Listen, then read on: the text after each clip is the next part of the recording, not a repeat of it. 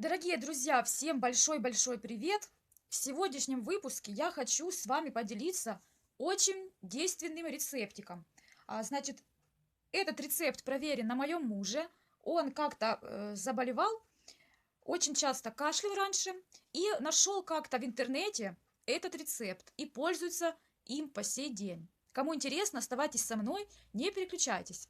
Значит, перед тем, как я начну рассказ о рецепте, подписывайтесь на мой канал. Кто еще не подписан, ставьте лайки, пишите комментарии, делитесь моим видео с вашими друзьями в социальных сетях.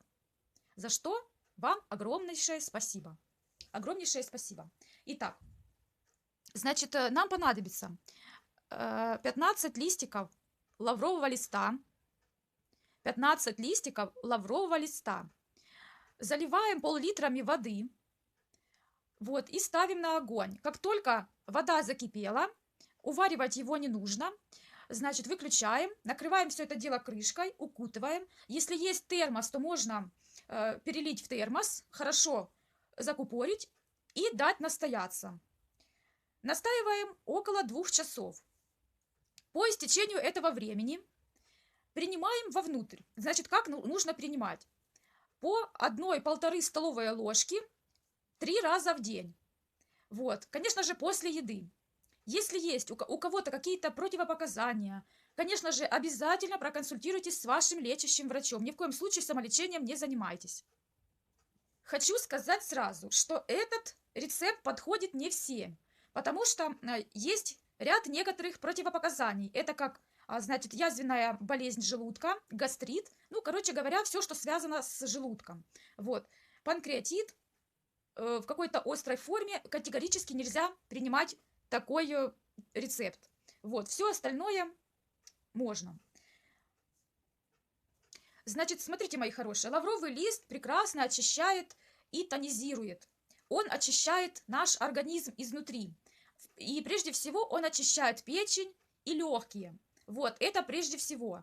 Значит, он прекрасно борется с какими-то там бактериями. Я не умею красиво рассказывать, вот, но знаю на 100%, что те бактерии, которые не полезные, он на 100% их выведет из организма, и вы уже через некоторое время будете себя чувствовать намного хорошо. Вот, значит, мой муж уже чувствовал себя хорошо на 2-й день. Кашель намного уменьшился, но, конечно же, полностью он не прошел. Нужен определенный курс лечения. Он занимает от 3 дней, ну и больше, там 5 дней. Все в зависимости от индивидуальности. У каждого организм по-разному. У кого-то может пройти уже кашель и за 1 день, у кого-то за 3 дня. Это, как говорится, ну, у каждого человека свой организм. Значит, смотрите, если вам противен вкус горького лаврового листа, отвара, то, значит, перед его употреблением можно немножко скушать меда, натурального, конечно же. Вот. И все, весь кашель ваш где и денется, как его и не было. Он прекрасно очищает, значит, легкие, намного становится легче дышать, вот, и кашель пройдет.